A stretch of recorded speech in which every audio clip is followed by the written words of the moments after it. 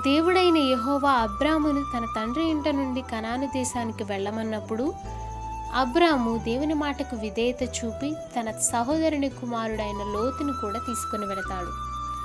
అబ్రాము మొదటి బలిపీఠం కట్టిన చోట వారు నివసిస్తూ ఉండగా అబ్రాము గొర్రెల కాపరులకు లోతు గొర్రెల కాపరులకు కలహం పుడుతుంది.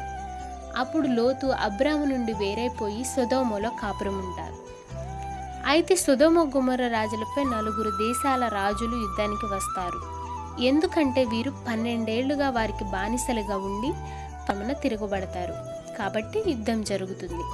సొదొమ గొమొర్రా రాజులు ఇంకా 3 రాజులు కలిసి యుద్ధం చేయడానికి ఉప్పు సముద్రంలో సైన్యాన్ని సిద్ధపరుస్తారు. తరువాత ఈ 4 రాజులకు సొదొమ 5 రాజులకు యుద్ధం జరుగుతుంది. సిద్దీము లోయంత తారుగుంటలు ఉండడం వలన సొదొమ గొమొర్రా రాజులు అందులో పడతారు. మిగతా 3 రాజులు పర్వతాలకు పరిగెత్తుతారు. తరువాత ఆ 4 రాజులు సొదొమ గొమొర్రాల ఆస్తిని, ఆహార పదార్థాలను, అలాగే అబ్రాము తమ్ముడి కుమారుడైన లోతును అతని ఆస్తిని తీసుకొని పోతారు. అప్పుడు తప్పించుకున్న ఒక మనిషి వచ్చి అబ్రాముకు చెప్తాడు.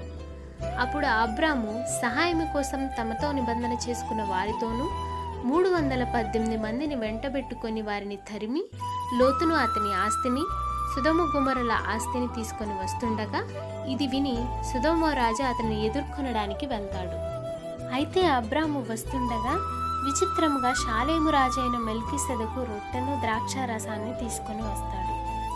ఆయన సర్వోన్నతుడగు దేవునికి యాజకుడు. అప్పుడు అతడు అబ్రామును ఆశీర్వదిస్తాడు. అప్పుడు అబ్రాము తనకున్న అంతటిలో 10వ వంతుని ఇస్తాడు. తరువాత సొదొమ రాజు అబ్రాముతో ఇలా అంటాడు, మనుషులను నాకిచ్చి ఆస్తిని నువ్వే ఉంచుకో అని అంటాడు. అప్పుడు అబ్రాము, నేనే అబ్రాముని ధనవంతుని చేశానని నువ్వు చెప్పుకుంటావు కాబట్టి నీ దానిలో ఒక నూలు పోగైనను నాకొద్దు.